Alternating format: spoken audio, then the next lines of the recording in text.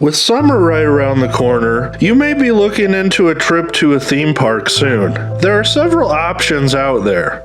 Disneyland, Universal Studios, Six Flags, and thousands of exclusively regional options. But let me tell you about a theme park that I wish I could go to. Why can't I? Well, because it doesn't actually exist. It was created in the mind of children's horror author R.L. Stine. And since it's been a while since we've talked about Goosebumps, I figured this was a good opportunity.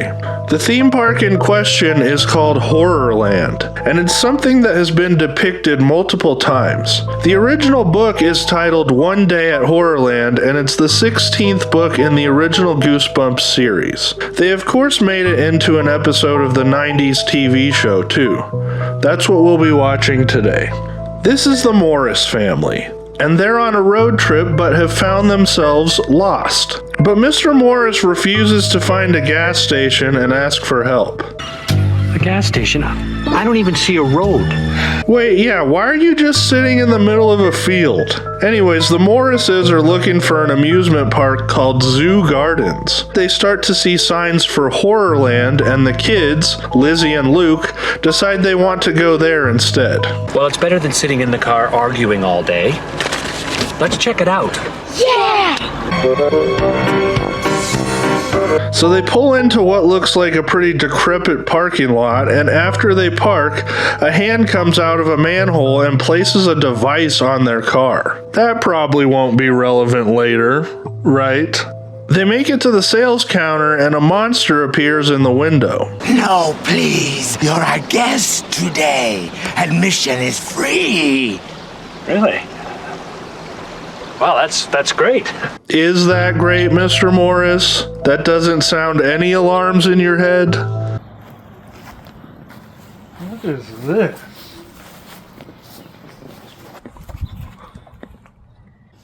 Okay.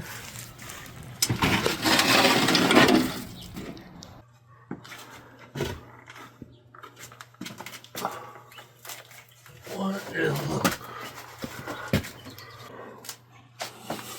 Welcome to Rodney's House of Horrors. How much is it? It's free. You're our guest. Why? Well, because. Yeah, that seems super suspicious. I think I'll pass. Thanks. You'll regret this. You'll regret this. A monster holding a severed head shows up. Stay off the guillotine ride. Sharp turns. No talking. You know the rules. That's actually a pretty cool effect. Lizzie and Luke run off and find some rides, but first this guy appears. Get out! While you still can! You scared him. That wasn't very nice. You shouldn't be here! It's not safe! They brush it off He was kidding, wasn't he? Sure hope so.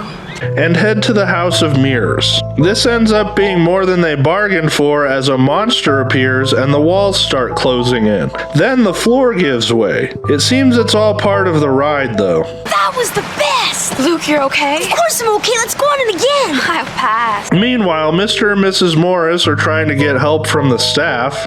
Well, can you tell me where the phones are? Phones? Ain't no phones in Horrorland. Just use your cell phone. Oh right, this was 1997. Honey, let's find the kids. I want to get out of here. But where are the kids? They're on the coffin ride. A ride that starts out relaxing but then gets pretty intense once they hit some rapids. How are you doing? Get me out of here! This ends up being a little too scary and the kids decide they've seen enough. They find their parents and try to leave, but... No exit? No one leaves Horrorland alive? The monsters, or horrors as they're called in this show, chase the family into some door. But surprise... I said who's there? Let's hear it for the Morris family, everybody!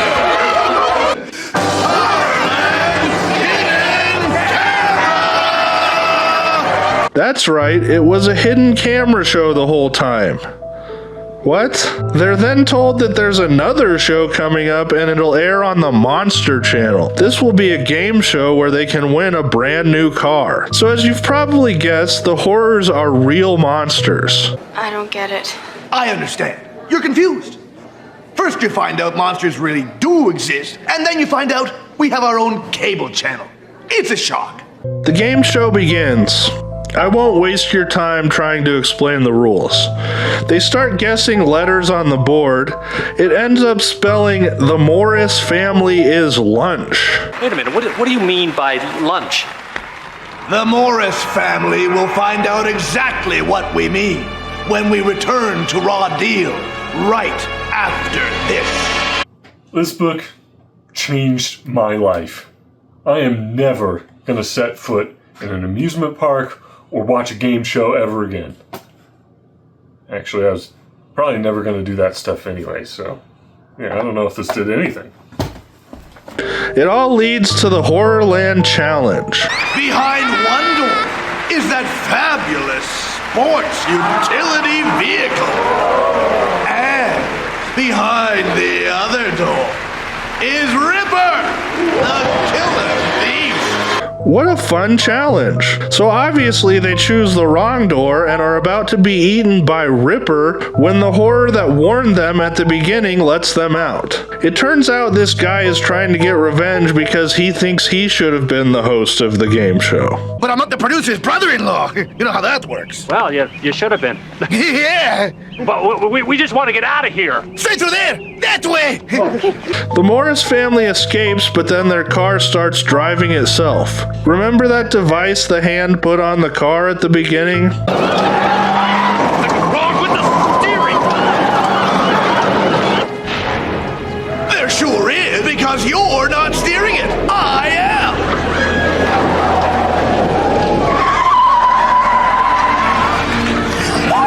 Just as they're about to fall off the cliff, we cut to a monster's house and he turns off the TV. I am sick of these scary human shows. Ugh.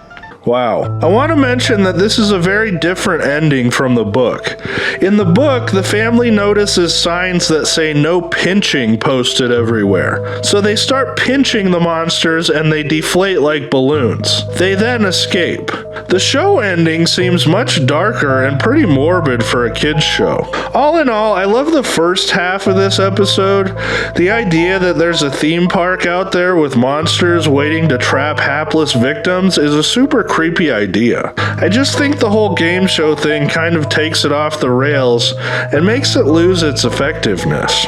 Before we go, I want to mention that this story spun off a bunch of stuff. There is a sequel in the Goosebumps series 2000 called Return to Horrorland, where Luke and Lizzie return and attempt to take the theme park down. There's an entire 19-book series called Goosebumps Horrorland that takes place in the park, and there are multiple video games based on Horrorland as well. It would be cool to see someone actually create a real-life Horrorland. I mean, we've got Disneyland, Harry Potter World, and Nintendo Land. Why not have a Goosebumps-related theme park? I would go. Oh, and one last thing. I just wanted to point out that they left out the scariest part about visiting any theme park. Avoiding strollers.